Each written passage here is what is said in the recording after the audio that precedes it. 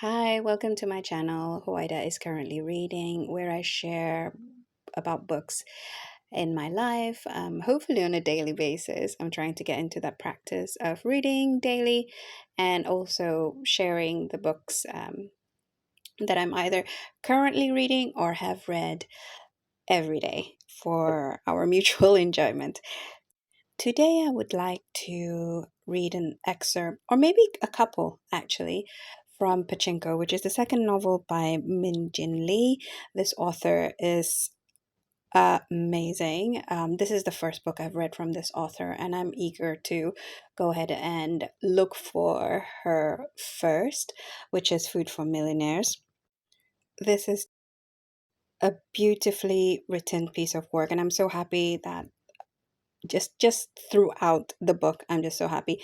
I normally don't read fiction, but I ate this up. Like, I couldn't put this book down, and let's get into it. So the book has three parts, and if you're new to this channel, then you'll know that this is not really a book review channel. It's literally me reading and maybe sharing some thoughts about the passages that I'm reading. It's almost like a read along as well. So I'm going to zoom into the words, and if you like, you can just play. Otherwise, you can read along with me. So I've chosen this passage just to, I tried in doing this particular book not to reveal the plot, but it is plot thick. It is undulating, dynamic plot. So there's a lot happening all the time. So I chose this passage because I thought, okay, you know what? The writing is delicious throughout. So this is purely because I wanted to display the mastery of this author. April 1940. It was the second restaurant she'd ever entered in her life. The main dining room was nearly 5 times the size of the udon shop in Busan that she'd gone to with Isaac. The lingering smells of burnt meat and stale cigarettes from the previous night scraped against her throat. There were 2 rows of dining tables on a raised tatami-covered platform. Below the platform was a space for guests' shoes. In the open kitchen, a teenage boy wearing a white undershirt washed beer glasses 2 at a time. With the water running and the clinking of the glasses, he didn't hear Sunja coming into the restaurant. She stared at his sharp profile as he concentrated on his work, hoping he'd notice her. The man from the market had never specified the time of day for her to show up with the kimchi, and it had never occurred to her to ask whether to come by in the morning or afternoon. Kim Chang-ho was nowhere to be seen. What if he was out today, or only came to work in the afternoons or evenings? If she went outside without speaking to anyone, Kyung-hee wouldn't know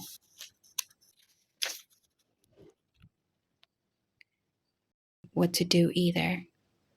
Her sister-in-law was susceptible to endless worrying, and Sunja didn't want to trouble her.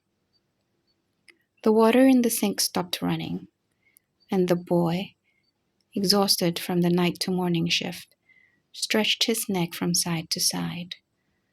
The sight of the young woman surprised him. She wore Japanese trousers and a blue padded jacket that had faded from wear. "Agashi, we're not open right now," he said in Korean. She wasn't a customer, but she wasn't a beggar either. "Excuse me, I'm sorry to bother you, but do you know where Kim Chang-ho is? He asked me to come by with the kimchi. I wasn't sure when I—" "Oh, is that you?" The boy grinned in relief. "He's just down the street. Boss told me to get him if you came by today. Why don't you sit down and wait?" "Did you bring the kimchi?" "The customers have been complaining about the side dishes for weeks. Are you going to work here too? Hey, how old are you anyway?" The boy wiped his hands and opened the kitchen door in the back. The new girl was sweet-looking, he thought. The last kimchi ajumma had been a toothless granny who'd yell at him for nothing. She'd been fired for drinking too much, but this one looked younger than he was. Sunja was confused. Wait, King Chang-ho isn't here? Have a seat, I'll be right back. The boy dashed out the door. Sunja looked around and realizing that she was alone, she went outside. Kyung-hee whispered, "The baby's sleeping now." She was sitting on the stubby market stool that normally hung on the side of the craft. In the bright sun, a slight breeze blew against the puffy tufts of Mosasu's hair and his smooth brow. It was early in the morning, and there was hardly any passerby in the street.